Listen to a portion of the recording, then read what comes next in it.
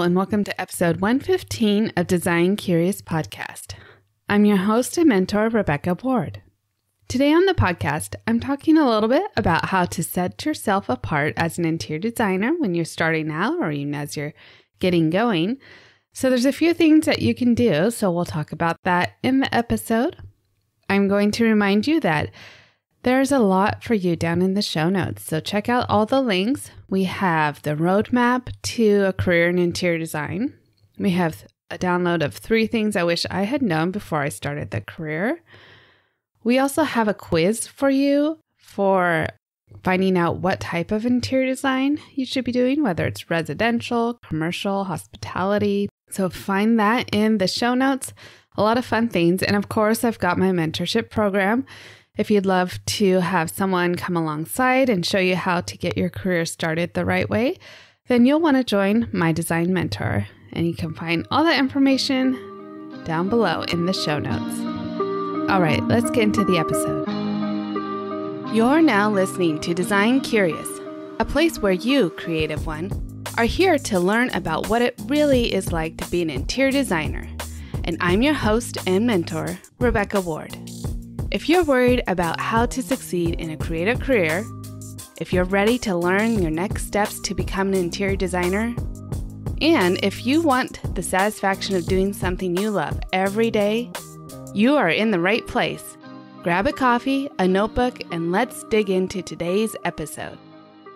So let's talk about the different ways that you can set yourself apart as an interior designer from other designers in your area. One way you can do this is by having your voice come through in your website and marketing. And by this, I mean your mannerisms, your approach to interactions with people. Maybe you're smart and sassy, or maybe you're gentle and alluring. And you want that to come across in your marketing and your messaging so that people who like the smart and sassy can get that designer that's going to talk back to them. Or if they want one that's going to gently guide them through the process, maybe that's what you want to have speaking to the client in your website. So we'll start with the voice. You can do this by getting clarification from your friends and family. If you don't know yourself already, sometimes it is hard to do some self-reflection and see how you come across to other people. Of course, doing a DISC assessment, which I've talked about before, you can reach out to Sierra Learnership Collaborative and take a DISC assessment with her, and she'll definitely tell you what you're like and how you interact with people and how they see you. And so that could be beneficial as well. One way you can set yourself apart then is by having a specific voice that does attract certain clients and maybe repels other clients, and that's fine. Another way that you can set yourself apart is by having good systems and processes within your business, and this is going to help your projects to run smoothly, which is definitely going to set you apart from someone who doesn't have these things in their business. When a project runs smoothly, and of course, there will be something that goes wrong, nothing can be 100% perfect, but for the most part, as you're going along, you have a process that you're following and your client is assured that you know what you're doing, they're likely going to come back to you again or refer you to their friends and family.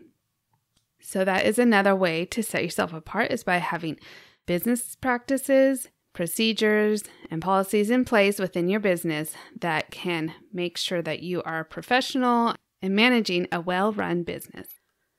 Another way that you can set yourself apart is to offer really good customer service. This is an area that most of us have noticed has been tanking, going downhill in most businesses that we have interactions with as things move online, less and less people to deal with directly when we have a problem.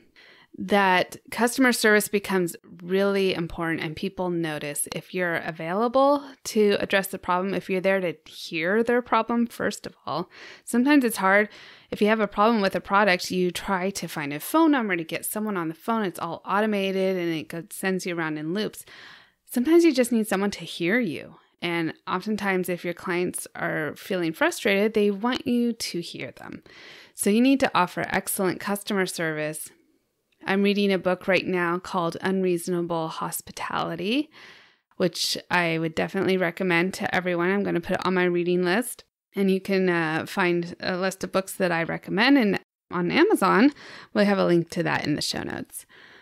And this will be in there. But the concept is going above and beyond what your client is expecting, listening to all the little things, catching them, and then delivering on that when they didn't even ask for it in the first place.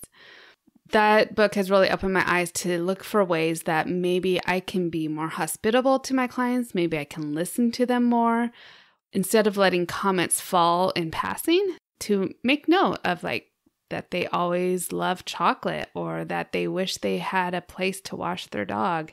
But of course, a dog wash never came up in their plan for the house, but maybe this is something that you noticed in passing, and then you can bring it forward and they'd be delighted to consider the option. Another way to set yourself apart from other designers in your area is, of course, to have a niche. And we've talked about niching in past episodes. We'll link to those. But having a niche can definitely set you apart. It's something, hopefully, that you are delighted to do. It's a specialty of yours, or maybe it really lights you up. If it's an aesthetic, maybe you love modern farmhouse, and that's all. If you only had modern farmhouse projects, you would just be the happy camper. And so you can then just promote that aesthetic on your website and draw more of those clients to yourself. Or maybe it is a specialty in children's rooms, and maybe nurseries are your specialty, and you love just going through the process of helping someone who's expecting to prepare their place for their little one. So whatever it is, you can definitely be the person that could be the go-to for that. And other designers who may not know that specialty or may not want to work in that aesthetic could then refer potential clients to you because they know that's something that you love. And I've said I've done this before with feng shui experts in my area. There's certain designers who have studied it. And when someone comes along who says that is very important to them, they want someone who studied feng shui to design their space, then I know that I'm not the right designer for them. And I will pass them along to the couple designers that I do know who can do feng shui for them. Of course, one way you can set yourself apart is also to really have a good presence online. So not only your website, but also maybe social media. Maybe that's getting your face on the reel, talking to the camera, talking to your prospective clients so that they know you a little better personally. Another way to set yourself apart is to come up with product or services, packages, and things like that pertain to your specialties or that are different from what other people are offering. Maybe you do e-design and not a lot of people in your area are offering e-design, or maybe it's e-design for first-time home buyers or e-design for baby boomers.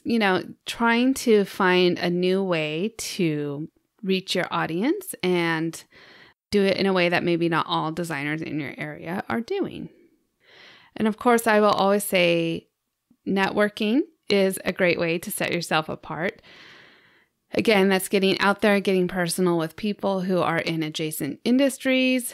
So it's not only networking with designers, but maybe joining your local chamber of commerce and networking with other businesses so that eventually you can refer clients back and forth to other businesses, and maybe they'll refer them to you as they get to know what you offer, and you're making those authentic connections with people. Another way to set yourself apart is adapting to new innovations and change. There's a lot coming down with AI, with 3D rendering and visualization tools.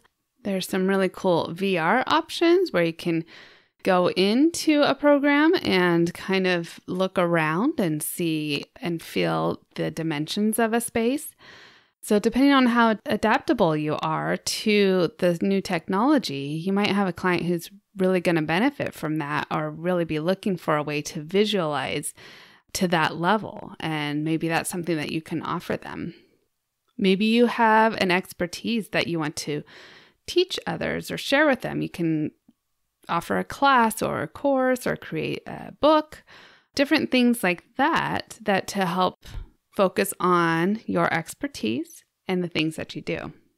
And then the last point I'll touch on for setting yourself apart as a designer would be that you're running ethical business practices. This should probably go without saying, but I do have a module for this in my mentorship program talking about taking on responsibility when the problem is yours and, the buck stops with you. And that's the part of the process when you own your own business. Sometimes you've got to put on your big girl pants and take a blow for some mistake that you made on the job. Most of the time it can be fixed with money. So hopefully you've been doing well with your finances and putting some money aside so that you can take care of these kinds of things when they come up. But other times it's just the client wants to know, or the contractor wants to know, that you're taking responsibility for the problem that was yours. No one's expecting you to be perfect, but if you've done something wrong, then you need to own up to it and take that responsibility and fix it. Recently, there was a story that came to light in the news talking about an interior designer. I don't know how professional she was, but she was arrested for stealing from her client.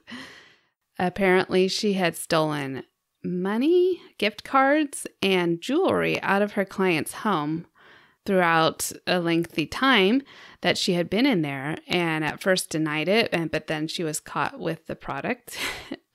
I just cannot fathom even a designer ever doing this. So that makes me question what kind of business she was running. But like I said, we don't want these kinds of stories for interior designers coming out. We need to build up a great name for ourselves. And so by having ethical business practices, it will definitely set you apart from others that don't.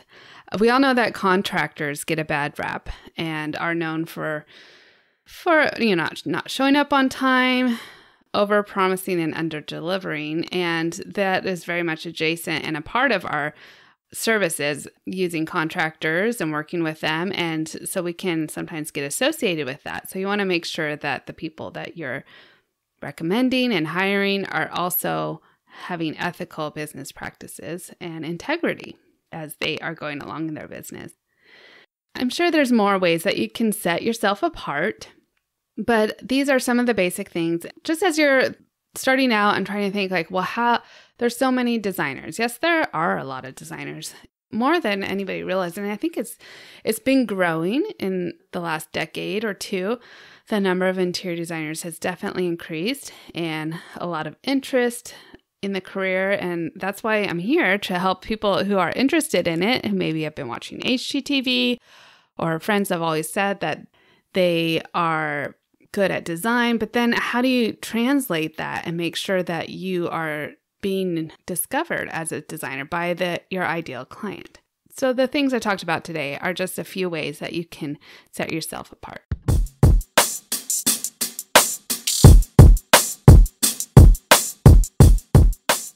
So like I said, there are a lot of interior designers out there, but there are a lot of clients. There's enough clients for all the designers.